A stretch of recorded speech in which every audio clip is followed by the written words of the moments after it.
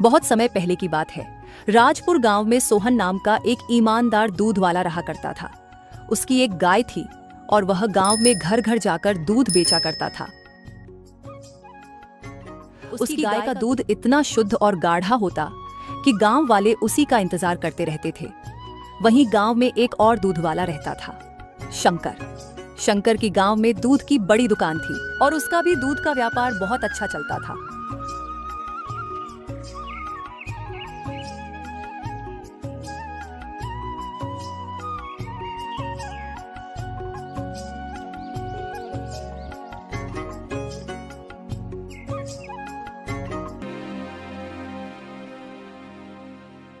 अरे राधा, सुनती हो? जल्दी से बाल्टियां दे दो, सूरज निकल आया है। पूरे गांव में दूध देने जाना है। आज पता नहीं इतनी देर कैसे आंख लग गई। बाल्टियां पहले ही तबेले में रख दी हैं, अब आप बस दूध निकालना शुरू कीजिए।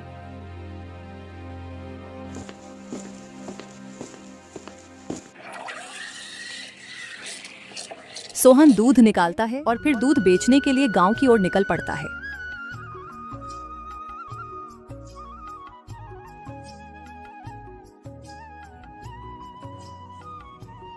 दूध ले लो, शुद्ध और गाढ़ा ताजा ताजा दूध ले लो। इस तरह सोहन पूरे गांव में आवाज लगाते हुए दूध बेचता है।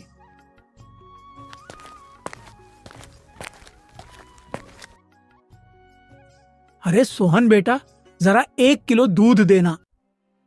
माफ करना चाचा, आज दूध खत्म हो गया है। शाम को गाय फिर से दूध देगी, तब सबसे पहले आप तक दूध पहुंचा दूंगा।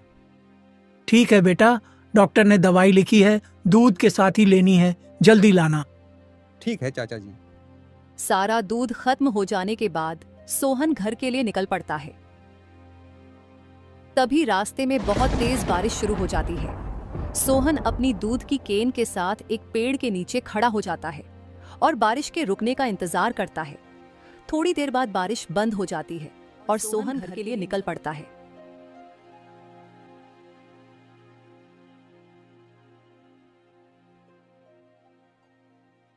अजी, आपको इतनी देर कैसे हो गई आज? अरे वो रास्ते में बहुत जोर से बारिश शुरू हो गई थी ना, इसलिए देर हो गई। और बारिश इतनी तेज थी कि रुकने का नाम ही नहीं ले रही थी।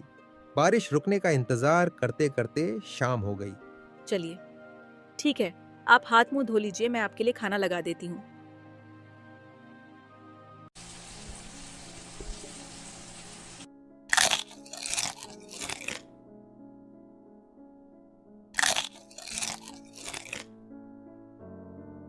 सुनो राधा, मैं थोड़ी देर आराम कर लेता हूं, तुम गैया का दूध निकाल लेना। रामू काका को दूध पहुंचाना है, उनको डॉक्टर ने दवाई दूध के साथ लेने को बोला है। चलिए ठीक है, आप आराम कीजिए।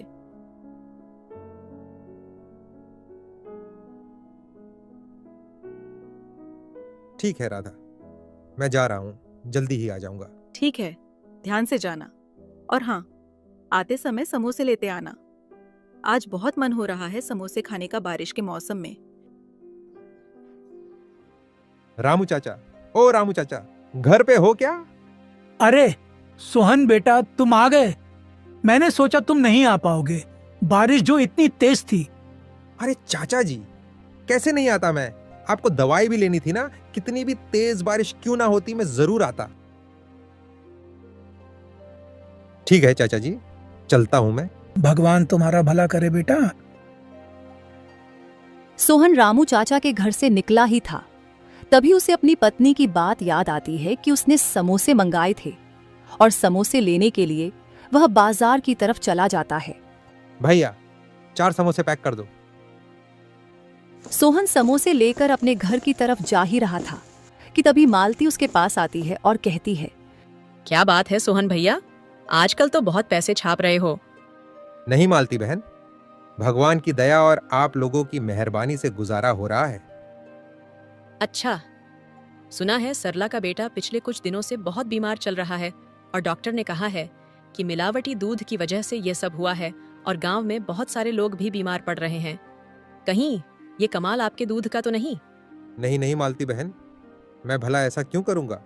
जो मालती ने बताया, सोहन उस बारे में सोचते सोचते घर आ जाता है। आ गए आप? बहुत देर कर दी आने में। भाग्यवान, तुम्हारे लिए समोसे लेने चला गया था, इसलिए देरी हो गई। अच्छा, समोसे ले आए? चलिए खाते हैं।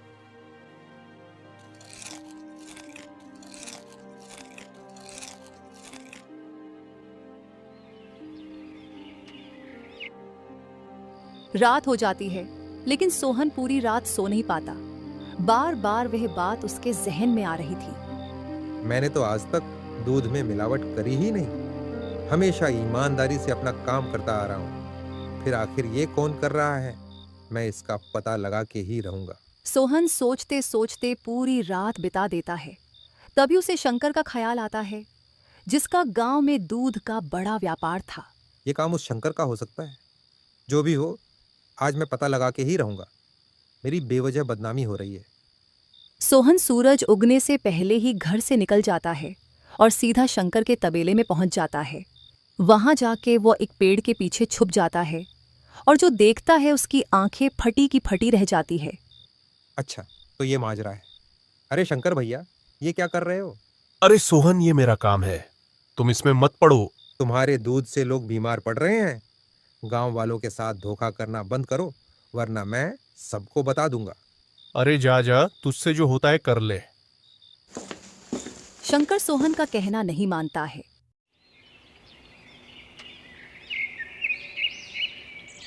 सुबह होते ही सोहन पंचायत में जाकर मुखिया व गांव वालों के सामने शंकर की पोल खोल देता है। पंचायत शंकर को चेतावनी देती है और उसका दूध का व्यापार बंद करा देती है।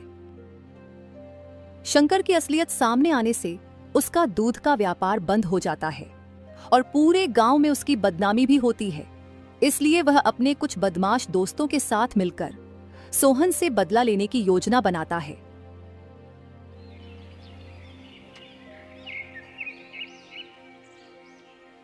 अरे ओ दूध वाले, तूने आज जितने भी पैसे कमाए हैं सब मुझे दे दे।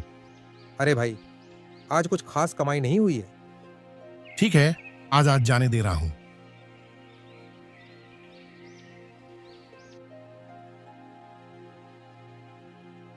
अगले दिन सुबह होते ही सोहन फिर दूध बेचने गांव में जाता है।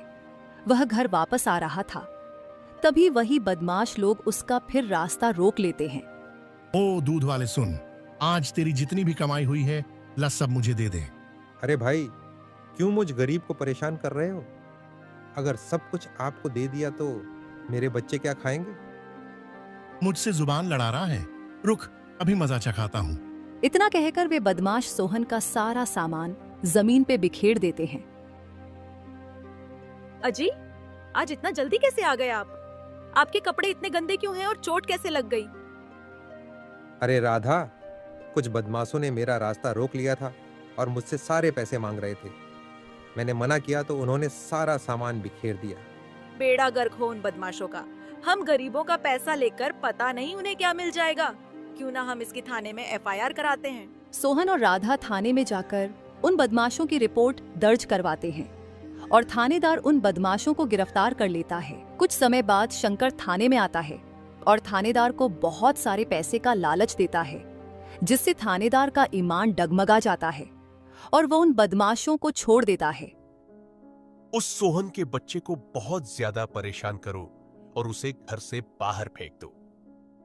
जेल से बाहर आने के बाद वे बदमाश गांव में जाकर लोगों से सोहन के घर का पता पूछते हैं और गांव वालों से उन्हें पता चलता है कि सोहन भोलू काका के किराए के मकान में रहता है और फिर वे बदमाश भोलू काका के घर पहुंच जाते हैं। सुन बे मकान मालिक, वह सोहन का बच्चा तेरे मकान में रहता है, उसे शाम तक घर से बाहर फेंक दे। अगर मेरा कहना नहीं माना तो मैं तुम्हें तेरे पूरे परिवार के साथ खत्म कर दूंगा। भोलू काका उन बदमाशों की धमकियों से डर जाते हैं और सोहन के घर जाते हैं। क्या बात है भोलू काका, आज अचानक से कैसे आना हुआ? अरे ओ सोहन, आज शाम तक मकान खाली कर देना। अगर नहीं किया तो मैं खुद आके सब कुछ बाहर फेंक दूंगा। इतना कहकर भोलू काका वहां से चले जाते हैं। इस महीने का किराया भी हमने दिया है, तो भोलू काका मकान खाली करने का क्यों कह रहे थे? आखिर हमने ऐसा क्या किया है? पता नहीं भाग्यवान, ऊपर वाला ही जाने। अरे तुम सब तुम सब तो जेल में थे ना, फिर बाहर कैसे? भला किसकी इतनी हिम्मत जो मुझे अंदर रख सके? अच्छा, तो भोलू काका ने तुम्हें मकान खाली करने के लिए उकसाया क्या? अरे ओ जग्गा और बल्लू सुनो, ये बहुत चपर चपर कर रहा है। इसके बीवी बच्चे और सारे सामान को बाहर फेंक दो। इतना कहकर वे बदमाश सोहन उसकी बीवी, बच्चों और घर के सारे सामान को बाहर फेंक देते हैं। और सोहन अपने बीवी, बच्चों और थोड़े से सामान के साथ घर से चला जाता है और उसे रास्ते में ही रात हो जाती है और पूरी रात उसे फुटपाथ पर ही सोकर बितानी पड़ती है। हे भगवान, कैसा समय आ गया है, फुटपाथ पे सोना पड़ रहा है। चलो राधा, मैं गौ माता के खाने का कुछ जुगाड़ करता हूँ। इतना कहकर सोहन वहां से जा ही रहा होता है कि तभी वह देखता है सामने से बहुत तेज स्पीड में दौड़ती हुई एक गाड़ी आ रही है और एक बच्चा रोड क्रॉस कर रहा है।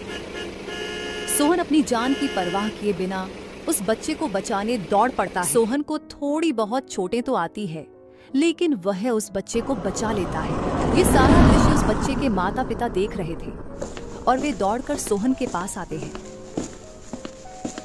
भैया, आपका बहुत बहुत शुक्रिया जो आपने मेरे बच्चे की जान बचाई, वरना पता नहीं मेरे बच्चे के साथ क्या हो जाता। इस बात के लिए मैं हमेशा आपकी आभारी रहूंगी। सब ऊपर वाले की कृपा है बहन जी, बस आप आगे से अपने बच्चे का अच्छे से ध्यान रखना। इतना कहकर सोहन वहां से चला जाता है और अपने परिवार के साथ आकर बैठ जाता है और यह सब उस बच्चे के माता पिता दूर खड़े खड़े देख रहे थे। वे सोहन के पास आते हैं और कहते हैं, क्या बात है भाई, तुम ऐसे फुटपाथ पे क्यों बैठे हो? तुम्हारा कोई घर नहीं है क्या? फिर सोहन और उसकी पत्नी अपने साथ जो हुआ उसके बारे में उन दोनों को बताते हैं, जिससे उन दोनों की सोहन और उसके परिवार के प्रति सहानुभूति बढ़ जाती है। आप बिल्कुल फिक्र मत करो मेरे भाई, मैं आपकी मदद करूंगा। फिर सोहन उस आदमी के साथ उस थाने में चला जाता है जहां उसने शिकायत दर्ज करवाई थी। अरे ये तो वही आदमी है जो उस दिन मेरे पास रिपोर्ट लिखवाने आया था, और आज ये डीजीपी सर के साथ कैसे? क्या बात है थानेदार साहब, पहचाना क्या? अरे डीजीपी सर, आपने आने का कष्ट क्यों किया? आप बस एक फोन कर देते तो हम खुद ही आ जाते। अरे आप आना जाना छोड़िए, आप मुझे ये बताइए, इस आदमी ने आपके पास जिन बदमाशों की शिकायत दर्ज कराई थी, वो बदमाश अभी कहाँ है? सर, उनको तो मैंने यह धमकी देकर छोड़ दिया कि वह आगे से ऐसा नहीं करें। क्या छोड़ दिया का क्या मतलब? मुझे लगता है तुमने पक्का रिश्वत ली होगी उनसे। और सुनो, जल्दी से अरेस्ट करके लाओ उनको, तुम्हारी नौकरी तो गई समझो। डीआईजी की बातों से थानेदार और हवलदार डर जाते हैं और उन बदमाशों को तुरंत ही गिरफ्तार करके ले आते हैं। डीआईजी उन बदमाशों से पूछताछ करते हैं और वे सब कुछ सच सच बता देते हैं। अरे साहब, वह शंकर हमसे यह सब करवा रहा था और इस थानेदार ने हमसे रिश्वत भी ली थी। अच्छा, तो शंकर इस सारी की जड़ है। अभी जाओ और जल्दी उसे गिरफ्तार करके लाओ। और फिर शंकर को भी गिरफ्तार कर लिया जाता है। तुम लोगों ने इस बेचारे गरीब आदमी को बहुत परेशान किया है। इसका जितना भी नुकसान हुआ है उसकी अभी के अभी भरपाई करो। थानेदार को सस्पेंड कर दिया जाता है। सोहन का जितना भी नुकसान हुआ था उसकी भरपाई कर दी जाती है और शंकर को उसके किए की सजा मिल जाती है। आखिरकार सोहन को न्याय मिल चुका था। सोहन भाई, आपके नुकसान की भी भरपाई हो चुकी है, और ये लो कुछ पैसे मेरी तरफ से भी रख लो। अरे नहीं साहब, मुझे पैसे नहीं चाहिए, उन बदमाशों से छुटकारा मिल गया, वही काफी है। डीजीपी सर सोहन को पैसे देकर वहां से चले जाते हैं। सोहन उन पैसों से दूध का एक छोटा सा व्यापार शुरू करता है और इससे वह अपना खुद का अच्छा घर भी ले लेता है। इस तरह एक बार फिर से सोहन का व्यापार खूब फलने फूलने लगता है